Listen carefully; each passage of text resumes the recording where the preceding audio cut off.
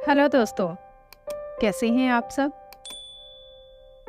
एक समय की बात है। एक गांव में एक ब्राह्मण और उसकी पत्नी बड़े प्रेम से रहते थे। लेकिन ब्राह्मणी का व्यवहार ब्राह्मण के परिवार के लोगों के साथ अच्छा नहीं था। इसी वजह से परिवार में कलह रहती थी। रोज रोज के झगड़े और कलह से मुक्ति पाने के लिए ब्राह्मण ने माँ बाप भाई बहन को छोड़कर पत्नी को लेकर दूर किसी दूसरे नगर में जाकर अकेले रहने का निश्चय किया। दोनों निकल पड़े। यात्रा लंबी थी। जंगल में पहुंचने पर ब्राह्मणी को बहुत प्यास लगी।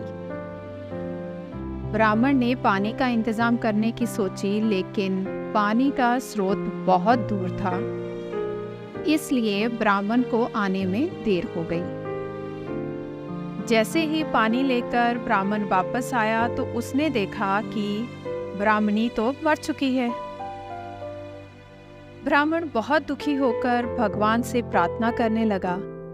उसी समय आकाशवाणी हुई कि हे ब्राह्मण, यदि तू अपने प्राणों का आधा भाग इसे देना स्वीकार करता है तो ब्राह्मणी जीवित हो सकती है। ब्राह्मण ने यह स्वीकार कर लिया और ब्राह्मणी फिर से जीवित हो गई। दोनों ने आगे की यात्रा शुरू कर दी। दोनों यात्रा करते हुए एक नगर के द्वार पर पहुंचे। ब्राह्मण ने पत्नी से कहा, प्रिय, तुम यहीं ठहरो, मैं अभी भोजन लेकर आता हूं। ब्राह्मण के जाने के बाद ब्राह्मणी अकेली रह गई। थोड़ी देर बाद वहां एक लंगड़ा व्यक्ति आया। भले ही वो लंगड़ा था, किंतु सुंदर, जवान और तंदुरुस्त था। उसने ब्राह्मणी से हंसकर बात की और ब्राह्मणी भी उससे हंसकर बातें करने लगी। दोनों में काफी बात हुई और दोनों एक दूसरे की ओर आकर्षित हो गए। दोनों ने ये महसूस किया कि वो एक दूसरे को चाहने लगे हैं और इसलिए उन्हें जीवन भर एक साथ रहने का प्रण भी कर लिया।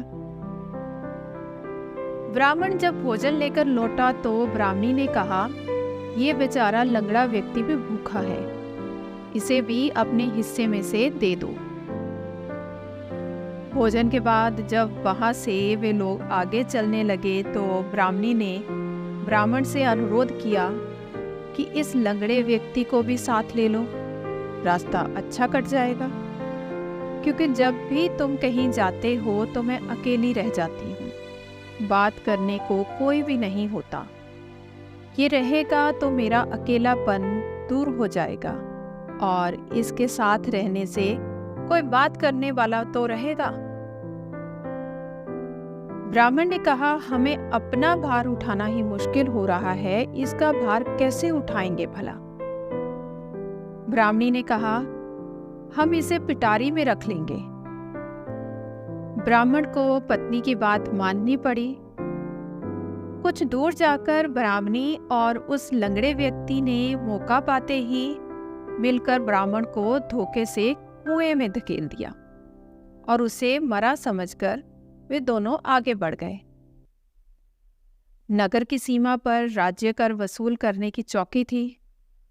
राजपुरुषों ने ब्राह्मणी की पिटारी को खोला तो उसमें वह लंगड़ा व्यक्ति छिपा हुआ था।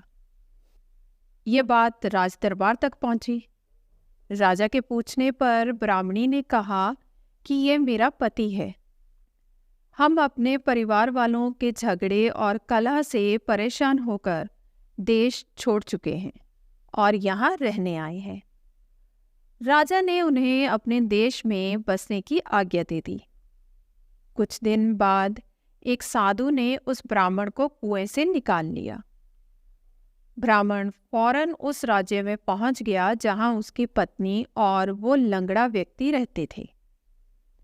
ब्राह्मणी ने जब उसे वहां देखा तो राजा से कहा कि यह मेरे पति का पुराना बैरी है, इसे यहाँ से निकलवा दीजिए या फिर इसे मरवा दीजिए। राजा ने उसके वध का आदेश सुना दिया। ब्राह्मण ने इस आदेश को सुनकर कहा, महाराज, इस स्त्री ने मेरा कुछ लिया हुआ है, बस वह मुझे दिलवा दीजिए। राजा ने ब्राह्मणी को कहा, देवी, तूने इसका जो कुछ भी लिया हुआ है सब वापस दे दो। ब्राह्मणी बोली, राजन, मैंने कुछ भी नहीं लिया, ये आदमी झूठ बोल रहा है। ब्राह्मण ने याद दिलाया कि तूने मेरे प्राणों का आधा हिस्सा लिया हुआ है, सभी देवता इसके साक्षी हैं। ब्राह्मणी ने देवताओं के डर से वह भाग वापस करने का वचन दे दिया, किंतु वचन देते ही वह मर गई। इसके बाद ब्राह्मण ने सारी कहानी राजा को सुना दी। तो दोस्तों, इस कहानी से यही सीख मिलती है कि धोखा देने वालों और विश्वासघात करने वालों का अंजाम बुरा ही होता है। किसी का विश्वास कभी ना तोड़े और सच्चा प्यार करने वाले को कभी धोखा ना दे। तो दोस्तों, आशा करती हूँ आज की कहानी आपको अच्छी लगी होगी। धन्यवाद।